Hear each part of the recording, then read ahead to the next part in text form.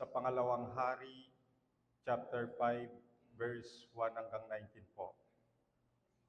Si Naaman na punong kawal ng hukbo ng hari ng Syria ay dakilang lalaki sa harapan ng kanyang Panginoon at iginagalang sapagkat sa pamamagitan niya'y nagbigay ang Panginoon ng pagtatagumpay sa Syria.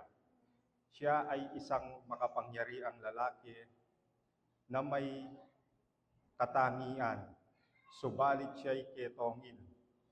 Ang mga taga-Syria sa isa sa kanilang pagsalakay ay nagdala ng bihag na dalagita mula sa lupain ng Israel at siya'y naglingkod sa asawa ni Naaman. Sinabi niya sa kanyang babaeng Panginoon, "Sana'y naroon ang aking Panginoon na kasama ng propeta na nasa Samaria. Kanyang pagagalingin siya sa kanyang ketong." Kaya't si Naaman ay pumasok at sinabi sa kanyang Panginoon kung ano ang sinabi ng dalagita mula sa lupain ng Israel. At sinabi ng hari ng Syria, "Humayo ka at ako'y magpapadala ng sulat sa hari ng Israel." Kaya't siya'y humayo at nagdala ng 10 talentong pilak, 6,000 pirasong ginto at 10 magagarang bihisan. Kanyang dinala ang sulat sa hari ng Israel na nagsasaad, "Kapag dumating sa iyo ang sulat na ito, alam mo na aking isinugo sa iyo si Naaman na aking lingkod, upang iyong pagalingin siya mula sa kanyang ketong." Nang mabasa ng hari ng Israel ang sulat, kanyang pinunit ang kanyang suot at nagsabi, "Ako ba'y Diyos upang pumatay at bumuhay na ang lalaking ito ay nagsugo sa atin upang pagalingin ang taong ito sa kanyang ketong? Tingnan mo lamang at makikita mong siya'y naghahanap ng pag-aawayan namin." Ngunit nang mabalitaan ni Eliseo na tao ng Diyos, pinunit ng hari ng Israel ang kanyang suot, siya'y nagsugo sa hari at sinabi, "Bakit mo hinapak ang iyong damit? Papuntahin mo siya sa akin at nang kanyang malaman na may isang propeta sa Israel." Kaya't dumating si Naaman na dala ang kanyang mga kabayo at karwahe at huminto sa tapat ng pintuang ng bahay ni Eliseo. Si Eliseo ay nagdala ng sugo sa kanya na sinabi, "Humayo ka at maligo ka sa Jordan ng 7 ulit. Ang iyong laman ay manunumbalik at ikaw ay magiging malinis." Ngunit si Naaman ay nagalit at umalis na sinabi, "Akala ko'y tiyak na lalabasan niya ako at tatayo at tatawag sa pangalan ng Panginoon niyang Diyos at iwawasiwas ang kanyang kamay sa lugar at pagagalingin ng ketongin. Hindi ba ang Abana at Parpar na mga ilog ng Damasco ay higit na mabuti kaysa lahat ng tubig sa Israel? Hindi ba ako maaaring maligo sa mga iyon at maging malinis?" Kaya't siya'y umihit at umalis na galit na galit. Ngunit ang kanyang mga lingkod ay nagsilapit at sinabi sa kanya, "Ama ko, kung iniutos sa iyo ng propeta na gumawa ng mahirap na bagay, hindi mo ba gagawin? Lalo na nga kung sabihin niya sa iyo, 'Maligo ka at maging malinis ka.'" Kaya't lumusong siya ng 7 ulit at lumubog sa Jordan ayon sa sinabi ng tao ng Diyos. Ang kanyang laman ay nanumbalik na gaya ng laman ng isang munting bata, siya'y naging malinis.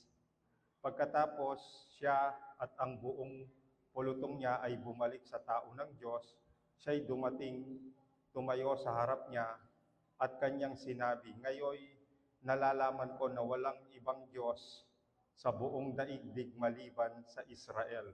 Kaya tanggapin mo ang kaloob ng iyong lingkod." Ngunit kanyang sinabi, "Habang buhay ang Panginoon, aking pinaglilingkuran, hindi ako tatanggap ng anuman." At ipinilit niya ito ito'y kanyang kunin, ngunit siya'y tumanggi. At sinabi ni Naaman, kung hindi, hayaan mong bigyan ang iyong lingkod ng lupaing kasindami ng mapapasan ng 2 mola, sapagkat buhat ngayon ang iyong lingkod ay hindi na maghahandog ng handog na sinusunog o alay man sa ibang mga Diyos, kundi sa Panginoon. Sa bagay na ito, ipatawarin nawa ng Panginoon ang iyong lingkod kapag ang aking Panginoon ay pumasok sa bahay ni Rimon upang sumamba roon at siya'y pumilig sa aking kamay at ako'y yumukod sa bahay ni Rimon. Pagyukod ko sa bahay ni Rimon, patawarin nawa ng Panginoon ang iyong lingkod sa isang bagay na ito. Last verse po, sinabi niya sa kanya, humayo kang payapa, kaya't siya ay lumayo sa di kalayuan.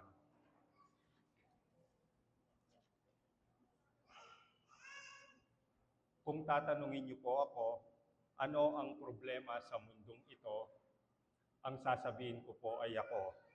Hindi po tayo kailangan mag-isip ng malalim upang makita na may malaking problema sa mundong ito.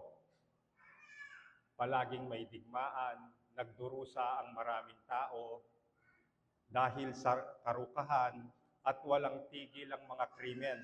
Ngunit ang mga iyon ay konsekwensya, hindi ang ugat ng problema. Ang problema po ay kasalanan at dahil lang bawat isa sa atin ay makasalanan, ako ang problema, ikaw ang problema ng mundong ito. Ang ating pong text ay isang illustration sa problemang ito. At kung ano ang gamot dito, makikita natin ito sa salaysay tungkol kay Naaman.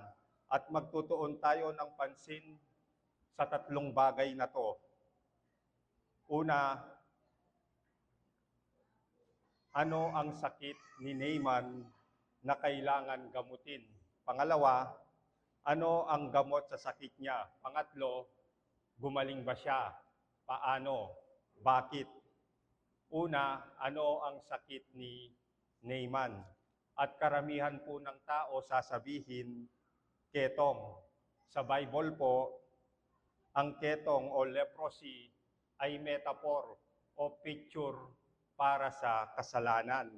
Naiiba po ang ketong noon.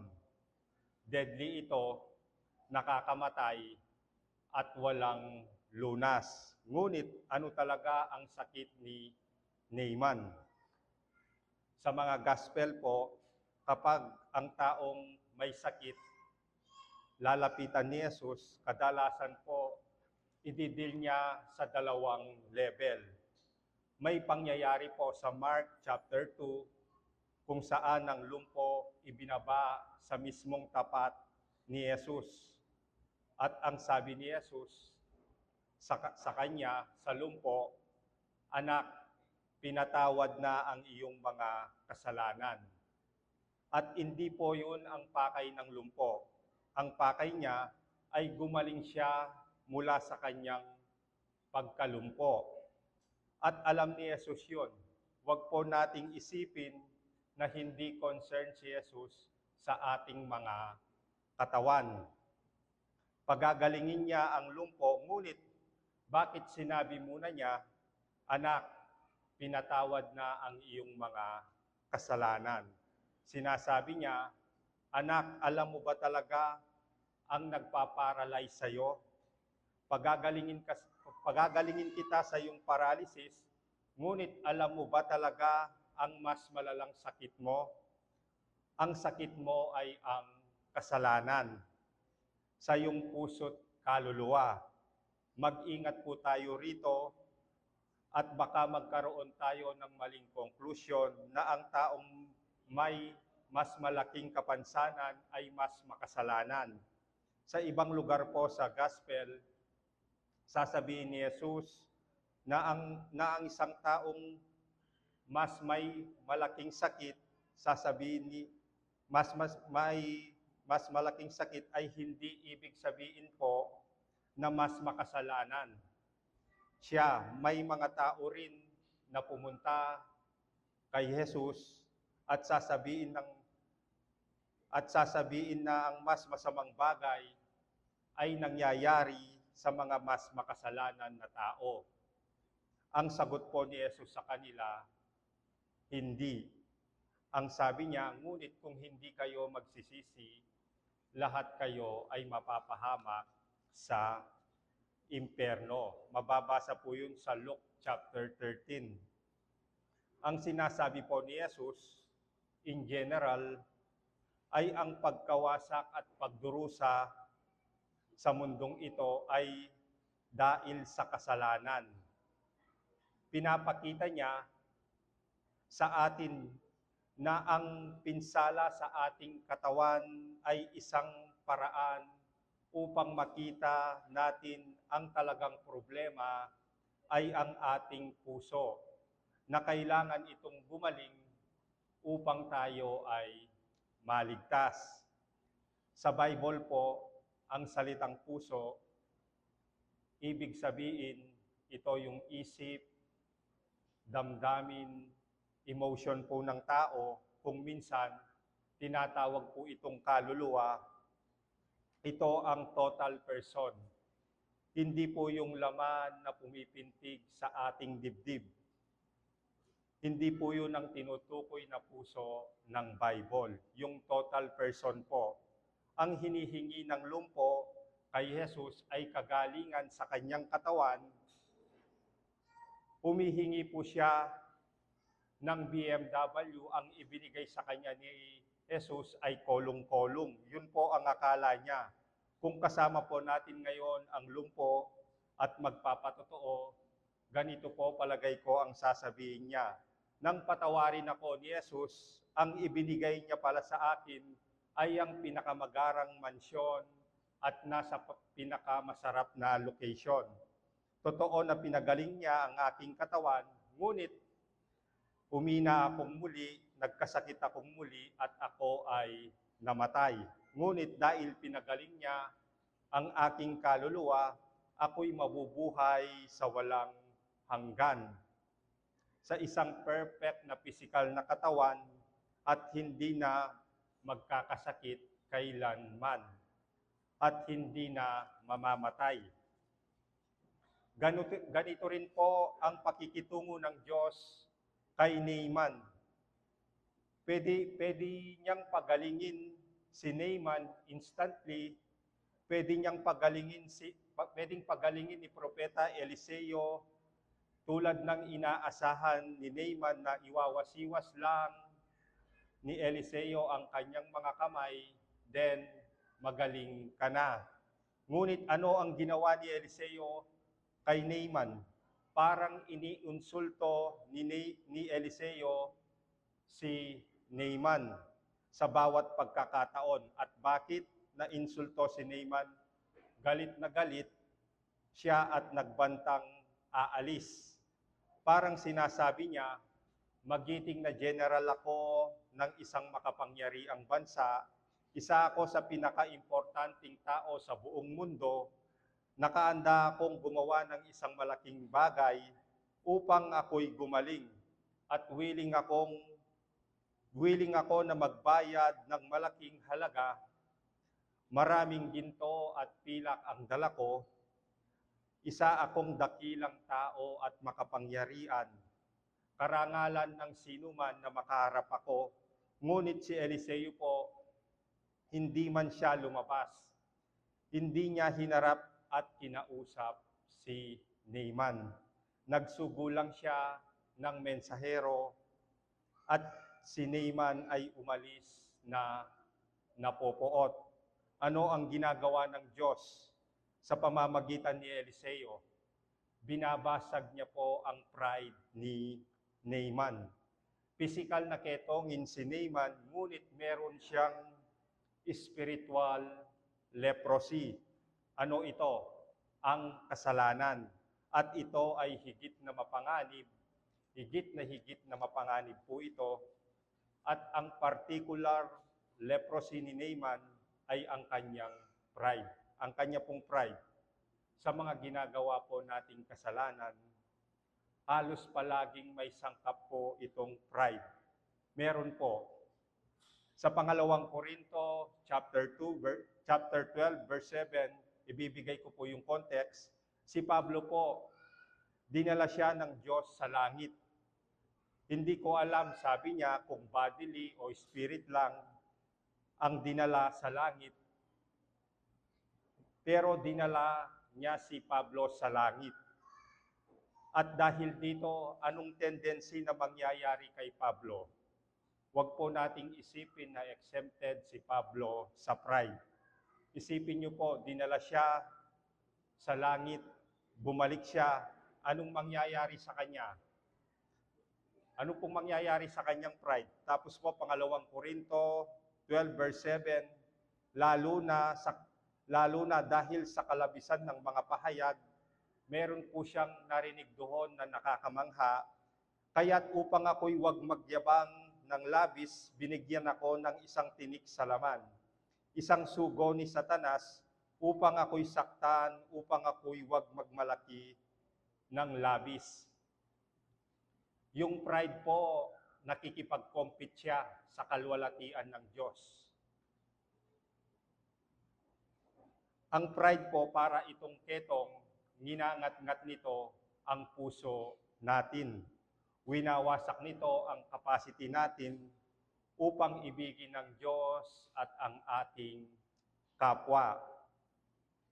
Masyado po tayong nai-inlove sa ating sarili, nagiging artificial tayo, nagiging mapagkunwari, sinasabi po ng pride, kaya ko yan, hindi ako takot, kahit hindi man po totoo yun. Ang pride po, gagawin kang sinungaling, gagawin kang mainggitin, gagawin kang galit, gagawin kang sakim. Yun ang una. Ano talaga ang sakit ni Naaman? Ano talaga ang sakit at problema ng tao? Kasalanan po. Pangalawa, ano ang gamot sa sakit na to? Ang gospel po. Ang magandang balita ng kaligtasan po. Dumarating po ang gospel sa atin kung paano ito dumating kay Naaman. Sa simula, insulto po ito. Attack po ito sa ating pride. Sinasabi ng gospel, sa simula't sa pool, nagkakamali ka tungkol sa iyong sarili. Pero hindi mo alam dahil naniniwala ka na likas kang mabuti. Hindi ka likas na mabuti kung di likas kang masama. Kaaway mo rin ng Diyos, hindi mo alam. Ang Diyos na pinaniniwalaan mo ay hindi ang tunay na Diyos. Sobrang nakaka-offend po yun. Di ba? Nakaka-offend po. At puputulin ko muna po dito, kung tutulutan po ng Diyos, itutuloy po natin ito at babalikan po natin kung bakit na-offend si Naaman. Sa pagtatapos po natin, pantay po ang lupa sa krus.